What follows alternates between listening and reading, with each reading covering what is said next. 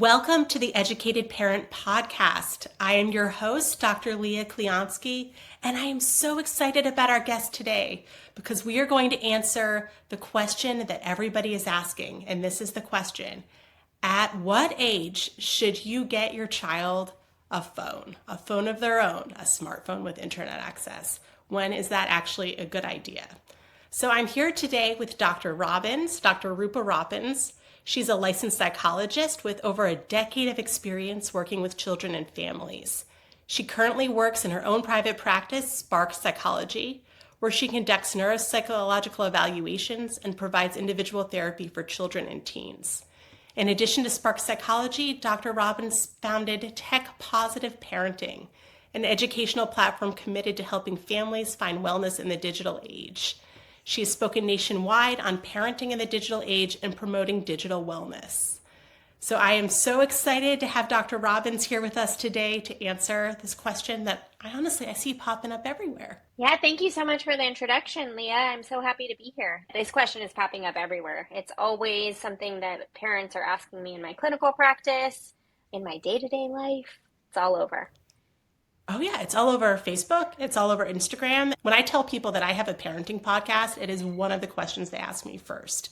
So I'm really glad we're going to discuss it for sure. Me too, absolutely. Yeah. Why do you think it is such a hot topic? Like, I have some ideas, but you really see this a lot. Why do you think everyone is so concerned about when to introduce a smartphone? So I think that this is kind of one of the greatest parenting challenges of our generation, right? So our parents, as they were raising us, didn't have this challenge. For me, I didn't have a phone till I was able to drive, 16, and I didn't have a smartphone until well into college. But for our generation of parents, it's this new challenge that we're tackling, and we're trying to figure out how to incorporate digital technology into our parenting. I also think that now, at this time, we are seeing the implications of the generation that was just before us, right? So the parents of Gen Z, who unfortunately are grappling with a lot of mental health challenges, a lot of anxiety and depression as a result of potentially being, having kind of unfettered access to digital technology because the parents didn't know any better, right? This was presented and they were given phones and there were really no rules, and then the pandemic hit, and so we are in this place where we're really grappling with what it means to give our kids access to digital technology and how we can do that in an intentional, educated way. Oh, yeah, absolutely. It's like we have this really powerful tool in our hands, and we know our children need to learn how to use it and use it responsibly. And we're never taught how to use it responsibly ourselves. So there's no lesson we can learn that we've been taught that we can pass along. It's really hard. Exactly. And I think one of the most powerful tools that we have in our toolbox is modeling kind of that challenge for our kids and helping them understand that we don't have all the answers, but that we're here to help them to learn what balance, what digital wellness looks like for them, because we're learning that for ourselves too. Yeah. Yeah. Even I'm thinking back to when I got access to the internet, and there were no rules. Nobody ever told me how to stay safe on the internet. Not at all. It was, There was a lot of yeah. AOL instant messaging well into the night. Oh, yeah. Well into the night with Yeah. whom? Who knows? Yes, exactly. Yeah, it's so challenging.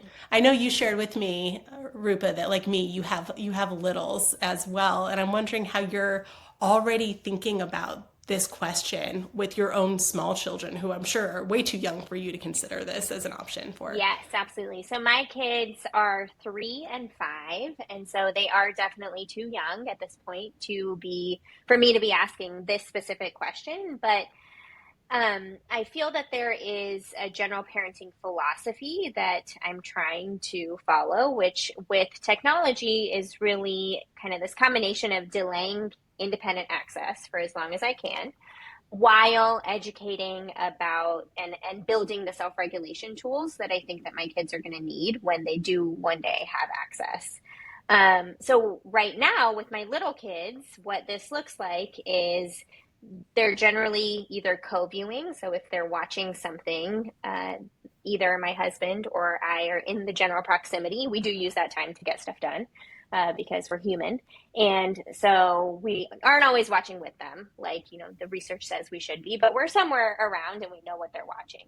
And my kids do not at this point have any other access to technology. So I have not given them access to the iPad or anything along those lines, with the exception of my older daughter using the Hooked on Phonics app to learn to read, which she does with one of us next to her. But I'm trying to delay for as long as I can.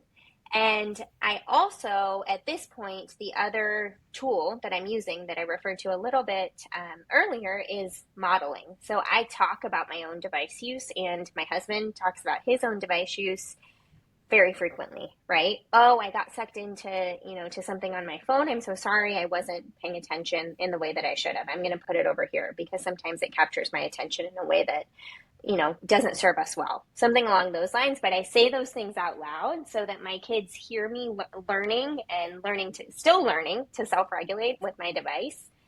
My husband uses the Brick, which is a device that you can use to kind of turn off certain functionality on your phone. So it's a saying in our house now, I'm going to brick my phone, so that it turns off all of his work functionality between certain hours, so that he can be more present with the kids and with me.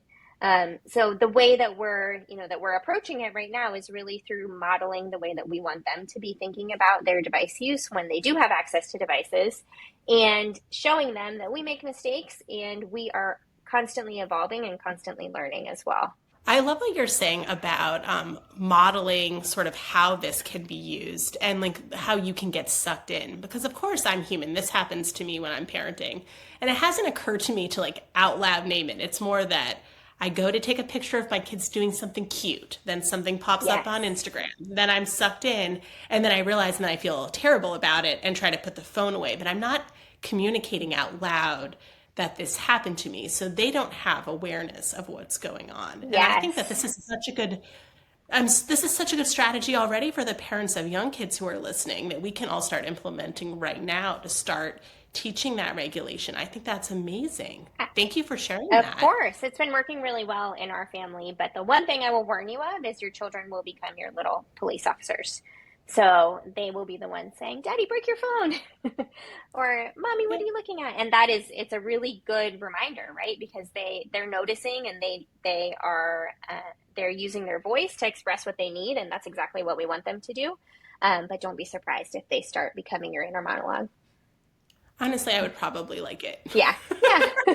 Because my goal is always to be on my phone less. Yeah. So I think that would really be wonderful.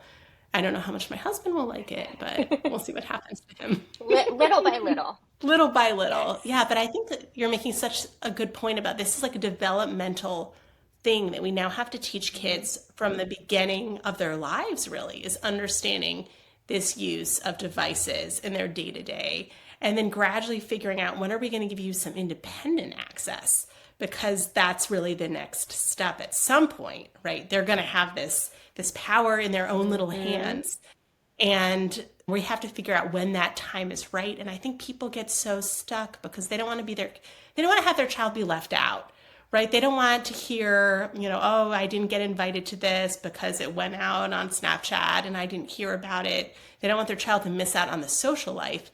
And also, most of us have some awareness that like the internet can be a dark and scary place, and bad things do happen to people through these apps. Absolutely. Absolutely. I think that there's a real struggle, and a real kind of both internal and external struggle for parents as to, when we start to lengthen that kind of tether, and when we start to give them more autonomy and more independence. My general advice is always to do it in a very kind of scaffolded and gradual manner. So the analogy that I often like to use is that we wouldn't give a teenager the keys to a car without them going through driver's ed, without teaching them, them having several hundred hours of practice before they are able to independently drive. And even though it's much smaller, a digital device like an iPhone or an Android has just as much, if not more power than, a car in that sense, right? And the power to do good, the power to damage, the power to really have access to the entire world out there. And so we need to be thinking about it in the same way. What does kind of this driver's ed look like for digital device use? Wow, that's such a powerful analogy. I resonate so much with that. And Mm-hmm. I think that leads us directly into the real question of today is when should we be thinking about giving our child their first phone? Like what are the factors to consider? What are your thoughts? Yeah, so I want to talk about this in kind of a three-pronged approach. So there are three questions that I would love if parents ask themselves when they're considering giving their children access to a device independently. So the first sounds so simple, but it's actually really important. And it is, how old is your child? A few weeks ago, there was a large scale longitudinal study that was put out by Sapien Labs, and they looked at kind of the well being of teenagers in relation to when they were given their first phone. And they found that when that phone was given to them after the age of 13, those children had much higher feelings of well-being, less anxiety, less depression, less aggression. From when we moved downward from 13, with each age, there were incrementally higher symptoms. And so I think that this is a really powerful indicator that every year that we delay is is so transformative for our kids and is giving them kind of more of this mental health capital and this well-being capital. It's giving them more of a chance of developing those kind of well-being skills. So if your child is above 13, I think you've already probably done a really nice job of delaying, and it probably hasn't been easy. If you have an 8 or 9 year old who's asking for a phone, I would urge you to think about kind of the next two questions we're going to talk about, which the next one is really thinking about what the function of the phone is and whether there's a reasonable alternative. So I think there are a lot of different reasons that people give their children phones. And the first one, the one that I hear very frequently, is safety, right? So in my community, a lot of kids walk to school, bike to school, get to school independently, or are kind of in the community independently. And so their parents want to know how to track them. They want to know where they are. They want to know that they've reached school. And in this situation, there is a reasonable alternative that is not a full-blown, smartphone. So there are a couple of companies that have put together kind of kid-safe phones. The two that I see parents use most often are Bark and Gab. There are old school flip phones, the phone that I got when I was, 16, a Razor or something like that. There are also smartwatches, which do provide a little more access, right? You can message, you can access certain apps, you can take pictures, you can share things, but they provide a lot of kind of control, and the functionalities are really well designed for parents to be able to support their kids in learning how to use those tools.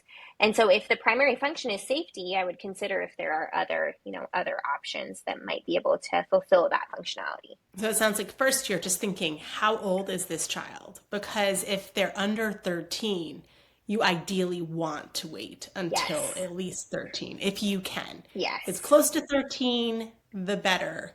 I mean, a second, I'm curious about why you think it's like that. If it's just like the Yeah. exposure and the comparison to everyone else, or not learning other self-regulation skills would be my guess. But I bet there's some other factors at play. Yeah, I think there are a couple of things at play. I think what you mentioned is definitely a factor. So a lot of the research shows that kind of the early teen years are really different than the later teen years, and especially those kind of preteen to early teen years, in the way that kids are comparing themselves to others, the way that they're formulating their self-worth, their self-concept, all of these things.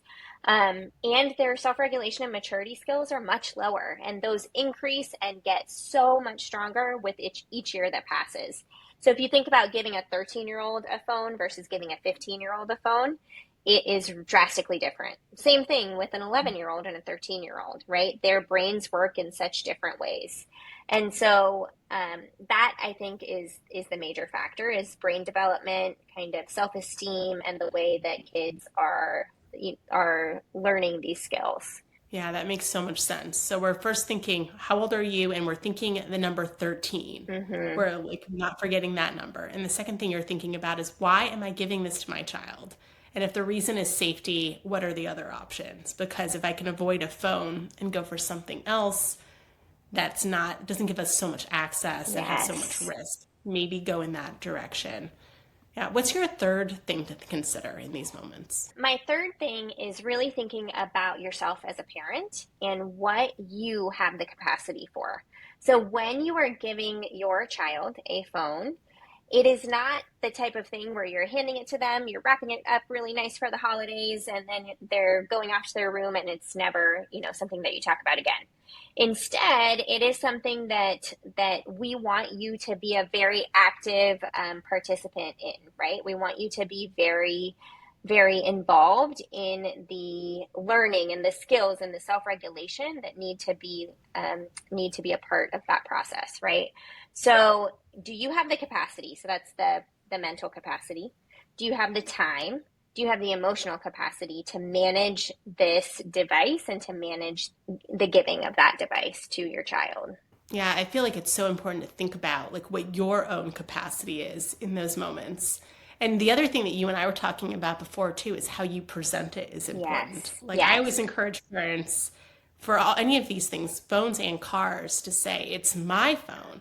It's my car and I'm going to let you borrow it. I'm going to let you use it. Because the minute you label something as somebody else's, Hmm. right, this is your phone, then that ownership feeling is very, very powerful. And then if you take it away or monitor it, it feels like an invasion. Versus if you retain the ownership, then, it's not as satisfying to receive, but it also means that they respect that it's yours, truly deep down. 100%. And, I think that there always have to be conditions, right? So, Hmm. one of the things that I see often is, or I hear often from parents, is we gave them the phone and we can't take it back now, right? But in actuality, you can. It's not going to be Hmm. easy. They're not going to like it. They're going to protest that. But you are still the parent. And if your child is not capable of using the phone in a responsible way, is not learning these skills, and is showing that they're not ready, then we can take it back and we can try again at a different time, right? So I always tell parents that when we're presenting that phone, there are certain conditions. So in my house, these conditions will definitely include certain screen-free zones. So that phone will never be present at dinner. It will likely not go into the bedroom at night. And if those conditions are broken, then we will walk back on what privileges my children have with those devices. Um, and so, and the other thing is really talking about behavior and those digital citizenship skills. So the expectation is that our kids should behave the same way they would behave in person online, right? So there is this digital kind of anonymity that comes up because they can hide in so many ways online that they can't in person. And so sometimes we see kids trying on different identities, which can be really healthy online, but we also see them trying on different ways of interacting with people and different things that might not be as acceptable in the real world. And we want them to know that we expect them to behave, in a way that if we saw them behaving that way with peers in real life, we would be happy with and proud of. I can't tell you how many kids I've seen say things through Snapchat that they Yeah. would never say in real life, not realize Hmm. that that is forever, even though you tell them it's forever, they don't Right. believe you, Right. and then have terrible, terrible consequences for those things, either in their relationships or sometimes even legally. Yes. So it's Yes. dangerous. And People it's don't think about that. serious. It's Yeah. absolutely very serious. And one of the things that I was mentioning to you earlier, Leah, is that I live in Silicon Valley. And a lot of times when I'm giving these talks at schools or in the community, I'm always very surprised by the fact that the people who are developing these technologies are delaying the most, right? They are very adamant that their kids will not have access to devices and will definitely not have access to these apps where, attention is the commodity, is what the app developers are really trying to capture, or they know kind of more deeply the safety features or the lack thereof. And therefore, they are very adamant that their kids won't have access to those things. So that's just some food for thought when we're thinking about how to formulate our own philosophy of parenting around digital devices. Yeah, that's really interesting to think about, that the people who are actually developing them, the people who understand these things the Mm-hmm. best, are the most concerned about their Exactly. own children having access. And if you're worried that you're overreacting or being uncool, maybe this is reassurance to you as a parent Yes. that it's okay to take this very seriously. Yes. We don't always have to be cool to our kids Right. about things that Right. matter. And, Yeah. that said, I think that there's a balance. There's always a balance. And where I see, where I hope to be as a parent when my kids are older and where I'm kind of counseling families to be is kind of in that middle area where it's not absolutely not never. And it's not here, take this device and it's yours, do whatever you want with it. But it's in that middle ground where we are really mentoring and coaching and having open, honest conversations, and we are approaching with curiosity, and we're not being judgmental of our kids, but we're really understanding that they're learning all of these tools that are going to be foundational for the rest of their lives, and we get to kind of walk alongside them and help shape the way that they navigate this balance and the way that they interact both in person and digitally. Well, Rupa, I think that is such a wonderful general message to send about balance. I think that's one of our hardest things as humans and as parents, for sure. And I'm so, so grateful that you came on to talk about this topic. How can parents find you? They're going to want to know about tech positive parenting. What's the best way for everyone to get access to your knowledge? Is it Yeah. even as it changes over time? Yes. So they can find me on Instagram at Tech Positive Parenting. I have a Substack, which is also called Tech Positive Parenting. So it's techpositiveparenting.substack.com, where I write a little bit longer form. And later this year, I will be putting out a course for parents and their children, young preteens or teenagers, to be taking together when it's time for that first phone.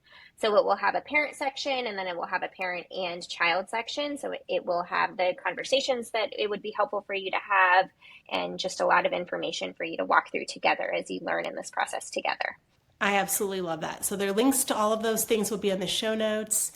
Thank you so much for coming on and sharing your knowledge. I appreciate you so much. Absolutely. This was so fun. Thank you for having me.